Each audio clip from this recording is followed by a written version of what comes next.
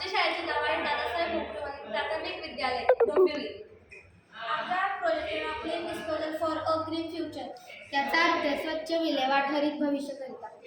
आमच्या प्रोजेक्टचा पहिला भाग आहे हरित चक्र. यात शाळेतील विद्यार्थी नको असलेला वेस्टेज खाऊ यात टाकतात. या वेस्टेज खाऊ टाकल्याने कंपोस्ट तयार होतं. तयार होतं, खत निर्मिती आणि ते झाडाला उपयोग असते.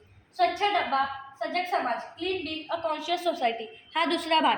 पेपर, मेटल, ग्लास, प्लास्टिक हे या सुख्या कचऱ्याचे वर्गीकरण एकदम सोप्या पद्धतीने होतं. रियूज, रिड्यूस अँड रिसायकल हे होते. आमच्या प्रोजेक्टचा तिसरा पार्ट आहे फूड बँक. शून्य अपव्यय, झिरो वेस्ट.